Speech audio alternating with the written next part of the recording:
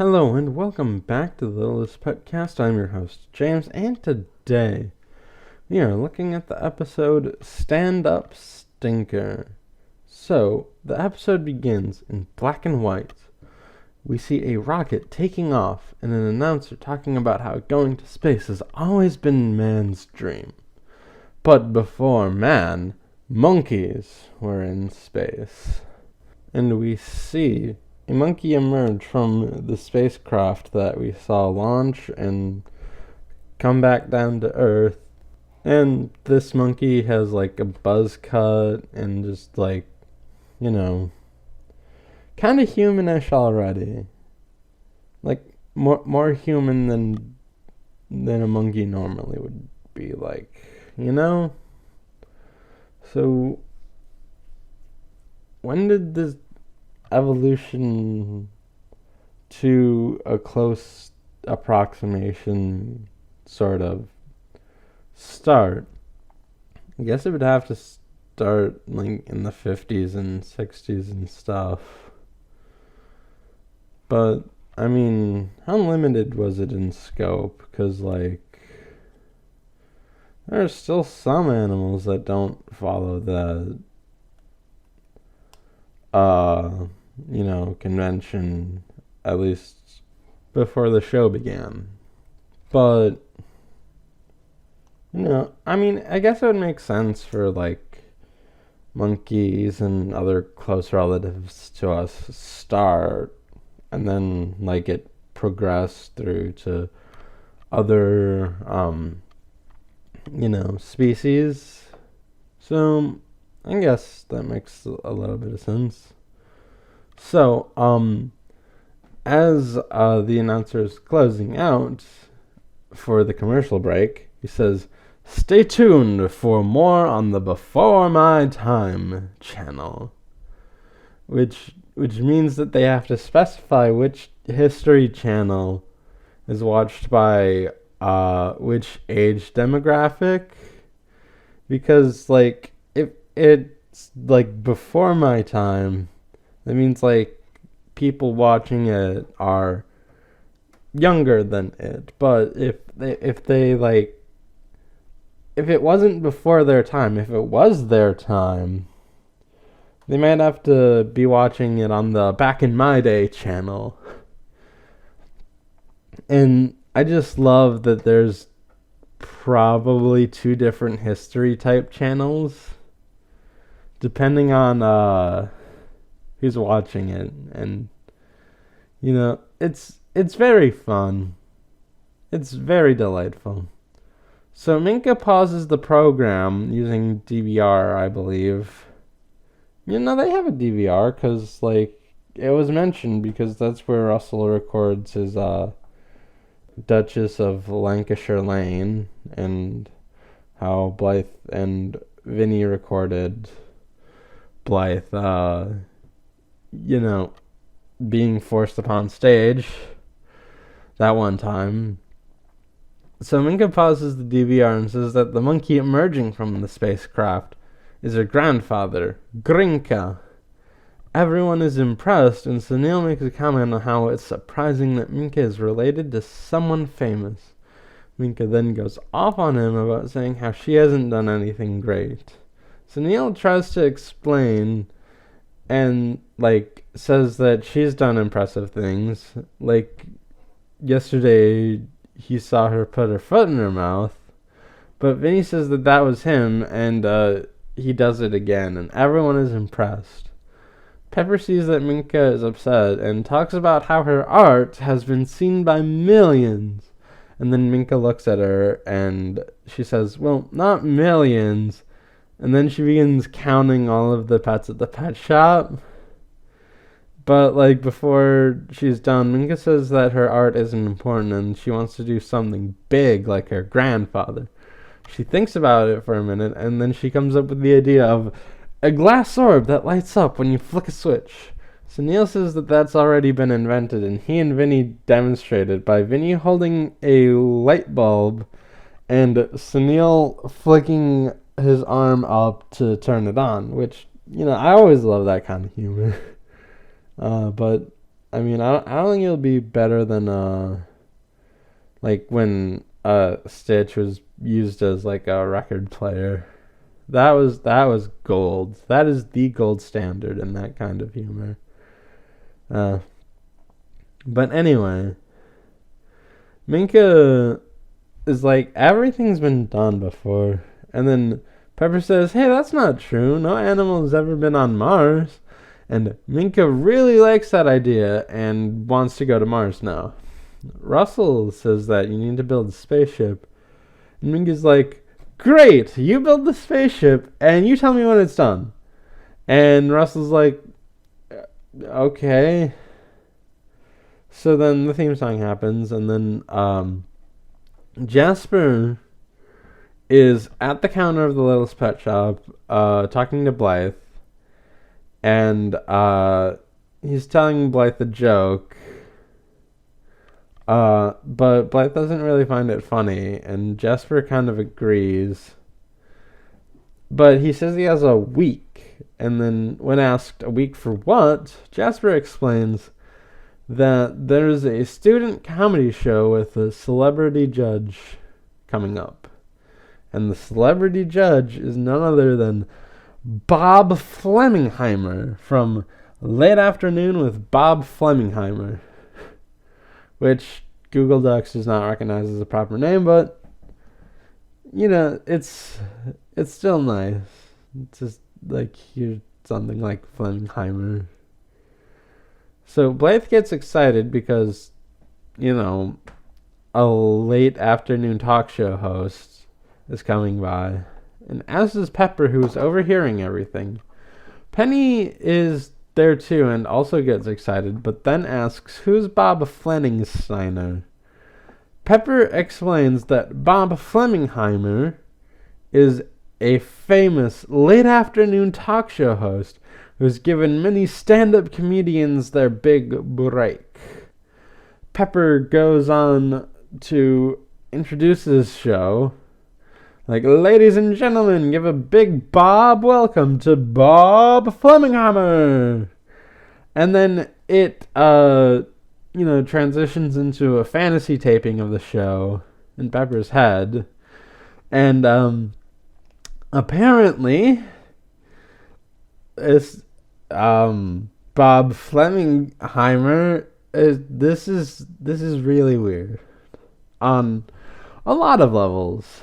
So, Bob Flemmingheimmer is an amalgamation of Conan O'Brien, because he has his hair, Jay Leno, because he has his chin, and David Letterman, because he has the same gap in his teeth.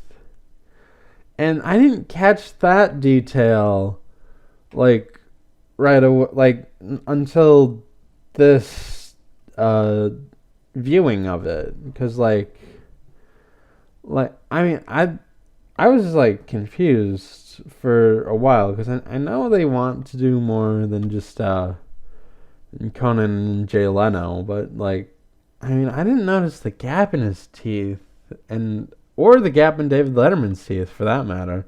Like, the most iconic thing about David Letterman to me is like his glasses, because they're like perfect circles. But like, after doing a little bit of digging, there it is. And you know what? It is just about as weird as you would expect to see someone who looks like that.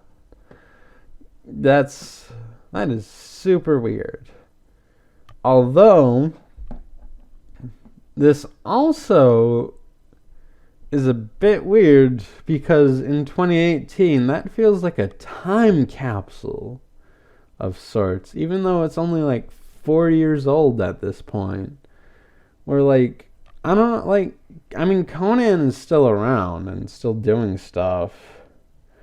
But, like, I mean, Jay Leno and David Letterman retired, and, like, they're not even, like, I mean, they're still big names, but, like, honestly, because of the era we're living in, like, you kind of think of a lot of like the more modern late night television hosts when you think of them.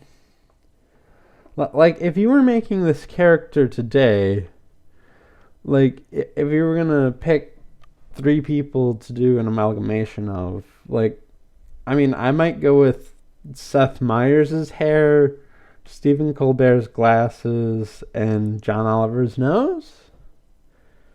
If we're doing that, maybe. But, like, at the same time, like, all 3 of these hosts are iconic, but it's just that, like, modernity has kind of, like, made a lot of late night hosts rise meteorically to fame. And while I would agree that the price for that was very much too high, it's still interesting to think that, like, only 4 years ago that, like, these 3 were probably the biggest name in late night. Man, it's so weird, though. So, anyway, Bob introduces Pepper, and she does a routine for them and the audience, and they're all zingers. Bob comes over to shake Pepper's hand, and Pepper shakes back, only to realize that in reality that it's Penny that she's shaking. Pepper lets go and apologizes. Jasper asks Blythe if she's entering the comedy contest, and Blythe figures she's not because she doesn't know too many jokes. Jasper tries another joke, and this one is like where the punchline is like timing, but said in the middle of Blythe's sentences, which falls flat on Blythe, but Jasper thought was hilarious. Pepper is dismayed because she can't perform in front of the one, the only, Bob Flemmingheimmer. Pepper and Penny walk back into the day camp, and Pepper is still in disarray, but Minka says not to let the fact that you're a pet stop you. Minka is swinging off a tire swing into a wall. Before this, Minka was explaining that she was chasing her dreams, and then Pepper jokes that your dream was to crash into a wall. Minka says that she's actually space training, and the tire swing replicates the G-force. So Minka gets back on and then snaps into a fantasy of her own, where she is approaching Mars. She contacts Russell/Mission Control. Mission Control says it's clear, but then an emergency alarm sounds. Mission Control says to take evasive maneuvers, and Minka does such. Minka thinks she's out of the clear, but then an asteroid hits her ship, which is shaped like a giant banana, and when it's hit, she tells Mission Control that the banana is bruised.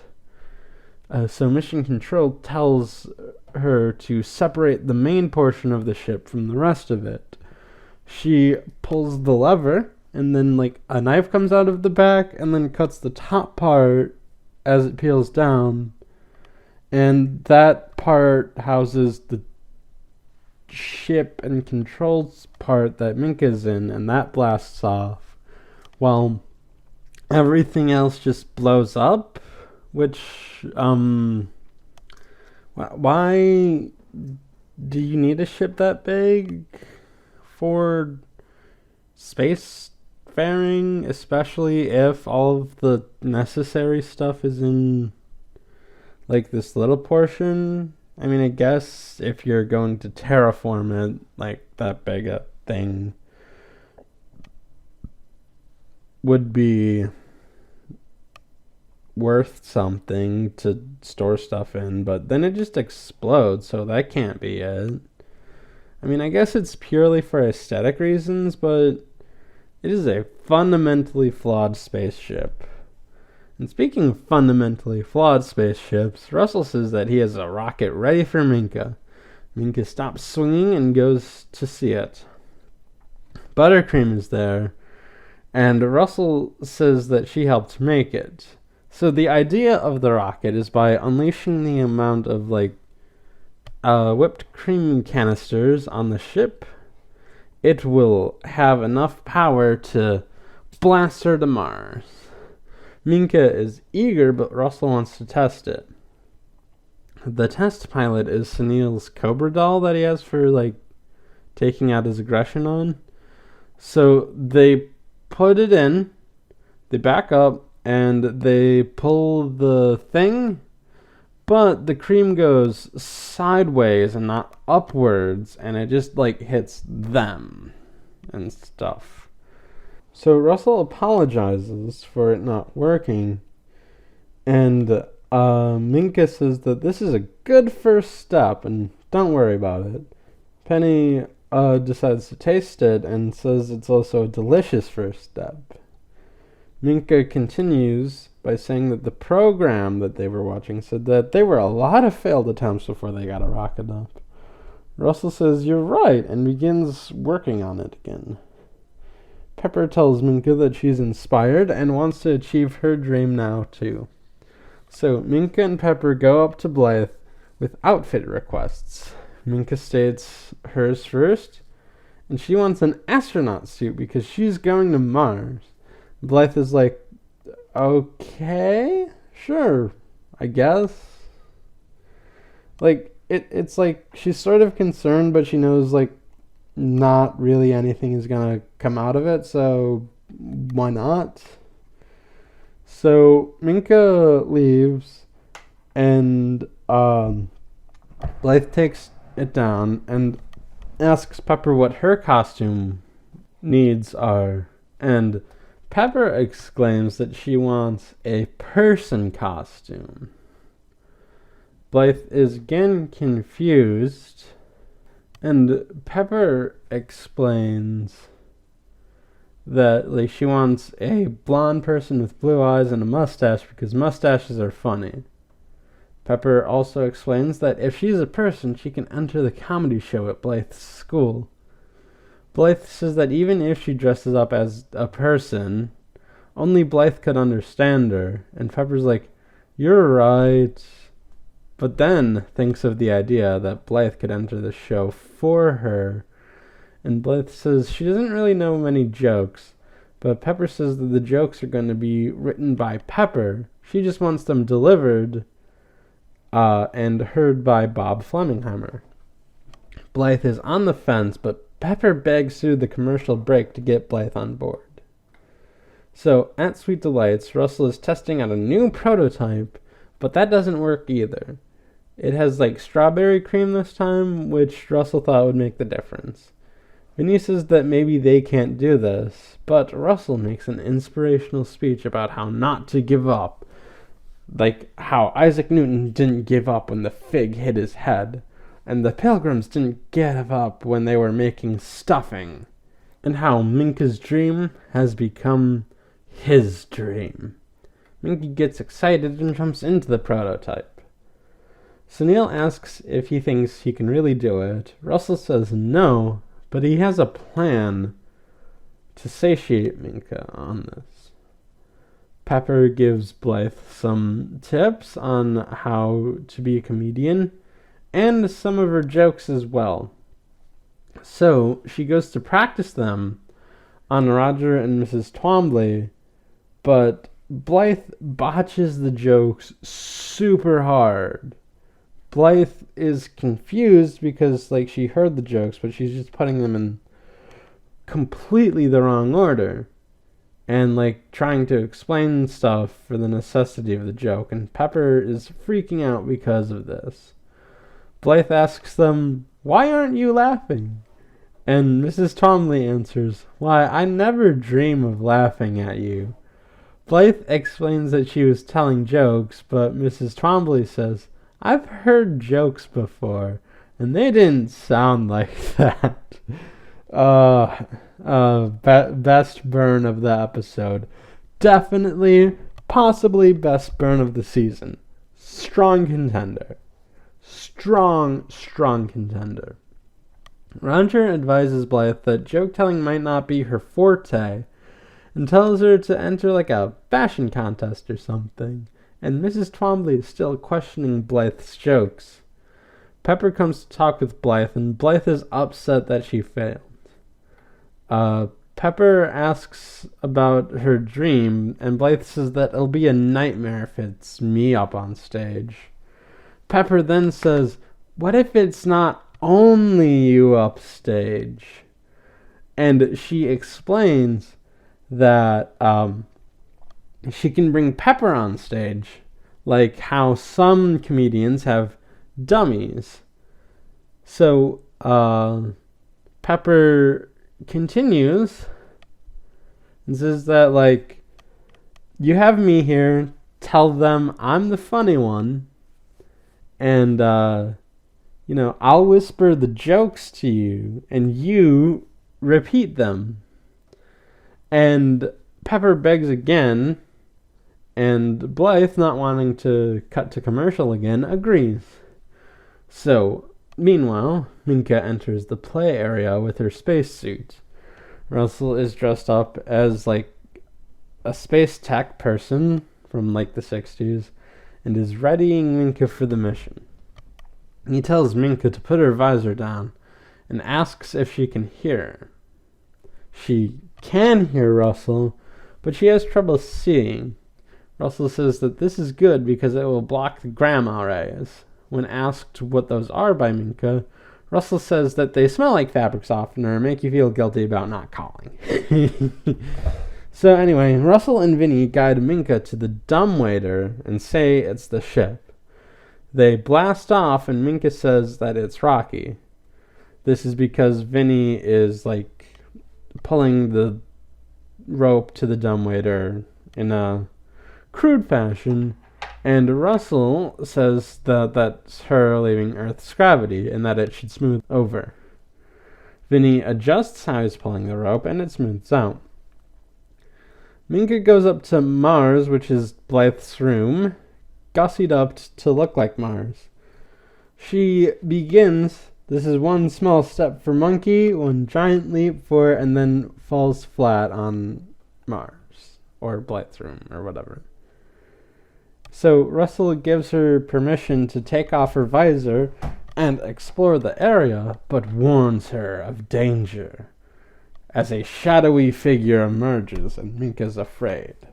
But then immediately Minka drops her fear and introduces herself to the alien life form, which is Sunil, Zoe, and Penny in descending order, in like a trench wizard robe that's like big enough for the three of them to kind of operate, and their faces are painted green.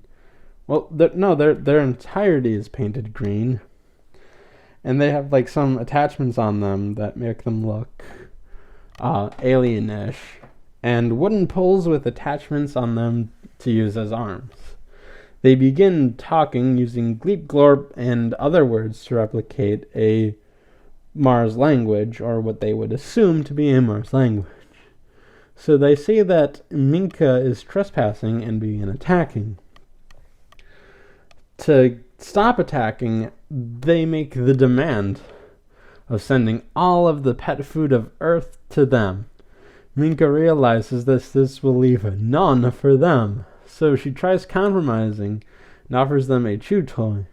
They say that it will not suffice, and then they pull a weapon, which is a hairdryer with pencils taped to it, and say that they will turn everyone on Earth into jelly beans, which is 2 words for whatever reason. I don't know why. Jelly bean is one thing. It's a thing. It's a thing.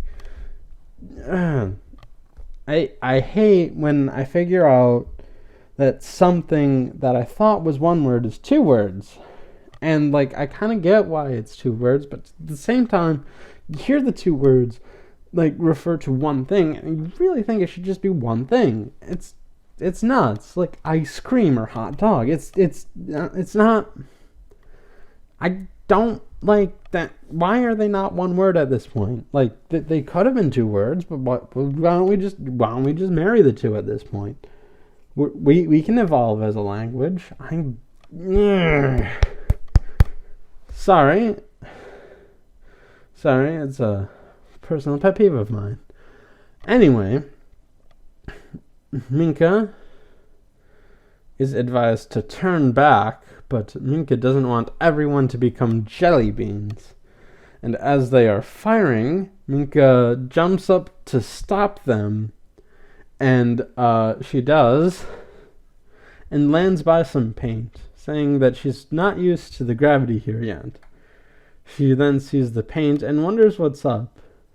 Sunil and Zoe are confused, but Penny can improv and says that she's found the source of their anger issues.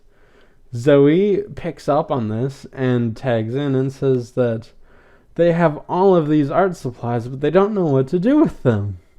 Minka says that they're in luck because she can teach them everything she knows.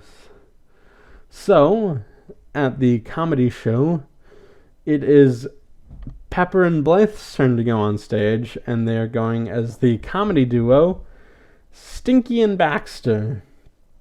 They begin their set, and everything is going according to plan.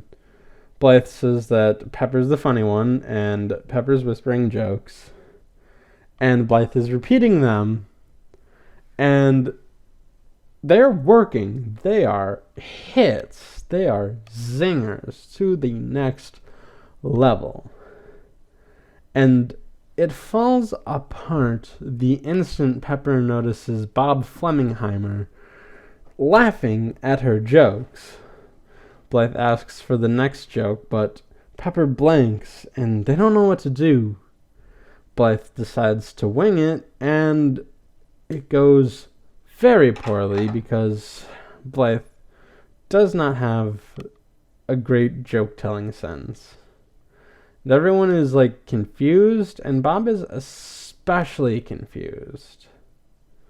And it is not going well. They started out strong, but then like a balloon, it just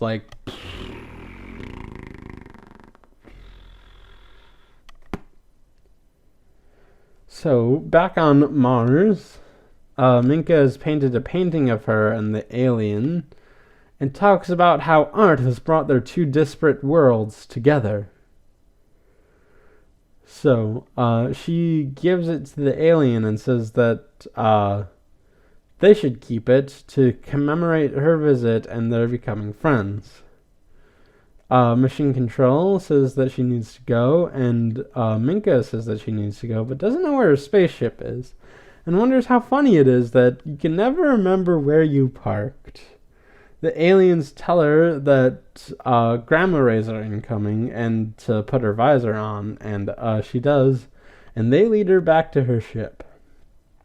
So, backstage of the comedy contest, Pepper apologizes to Blythe about freezing up. Blythe says it's fine, even though she's really embarrassed.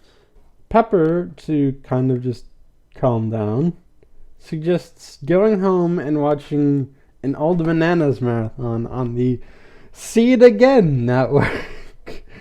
Blythe agrees. Okay, between the Before My Time channel and the See It Again network, I love the channel names in this universe. They're very exactly what it says on the tin, and it's so delightful, and I love it. Like the two comparative examples I have for the See It Again network are a little more complicated, but just See It Again network is so funny just because of how on the nose it is. The two combinations or channels that I have to compare are Boomerang, which it makes sense on the stylistic sense. They even explain it's all coming back to you. It just makes sense. It's so stylistically great. And then TV Land just evokes that sense of classicness. But just the See It Again network is so good of a name because of just how incredibly weird it is. and just how straightforward it is. It's just so great. So just then, Blythe runs into none other than Bob Flemmingheimmer, and he has something to say to her.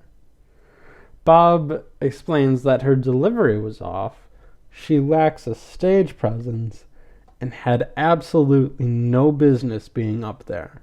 However, her jokes were funny, and he would like to buy them off of her, stating that a real comedian can do stuff with them. Blythe agrees, and Bob takes his leave. But before he goes, he suggests getting rid of the skunk bit.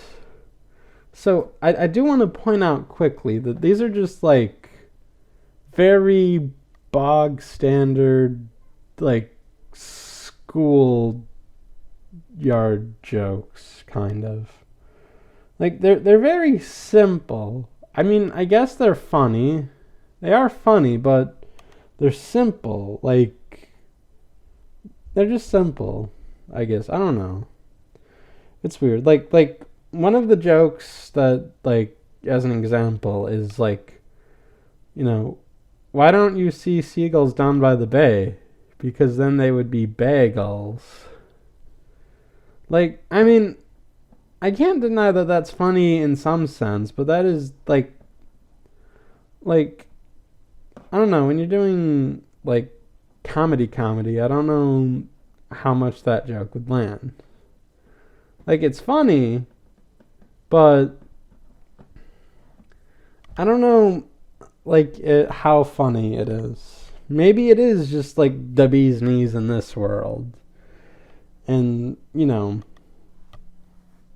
maybe they're working up to it. I don't know. It's weird. So, back at the pet shop, Minka arrives out of the vessel, and everyone congratulates her on being the first monkey on Mars. Minka says that she is very proud for braving space and keeping everyone from turning into jelly beans. Minka says, however, that the most important thing she did was teach Martians about art, and that while she was up there, she realized that she had already accomplished a lot by being an artist and wants to continue doing art. And Russell is relieved. Sunil walks by with Minka's painting, and Minka asks, "Where did you get that?" Sunil says, Martian Ikbe? Hoping to fool her, and it works. Ikbe. Ich bin ein Bayer. It is. I don't know what to say to that. Ikbe. Ikbe is just delightful. Anyway. So, we end the episode with Bob Flemmingheimmer coming on late afternoon with Bob Flemmingheimmer. And he is telling Pepper's jokes, and they are killing because he does have that comedy sense.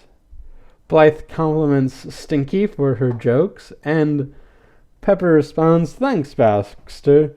It's all about timing," which they both say at the same time, and they laugh to end the episode. So, this episode is just like another good episode, I guess.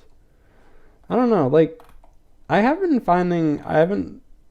been, like, extending these to rant about something for a bit. But, like, these episodes have just been good. There's just, I've also, I'm, almost 2 full seasons deep, and, there's not a lot that, in the beginning, I get why it extended, because, there's more and more stuff I have to explain, but, for some episodes, like this one, there's not a lot to explain. You know Pepper's a comedian. You know, the humor can be random or dumb or whatever, and, whatever. It's just what it is. Now, that's not saying that there aren't future episodes that have shocking things. Believe me, there are. But, like, I don't know. When an episode is just good, it's just good. And this one's just good. You know? So, that will do it for this episode of the Littlest PetCast. Be sure to leave your rankings and reviews on Shout Engine, on Apple Podcast, on the Google Play Store, and wherever else RSS feeds go when they think they're going to Mars, but they're really just going to the bedroom of who they talk to every day. And be sure to stay tuned for the season finale of Season 2, The Expo Factor, Parts 1 and 2, and I am a little concerned because even though, I was just saying how the episodes have been shorter, the first two-parter was, about 45 minutes, and that's roughly the average length of the episode at this point. So this one's going to be a long one, and I'm a little concerned, but I will be prepared for it. Thank you, and have a lovely day.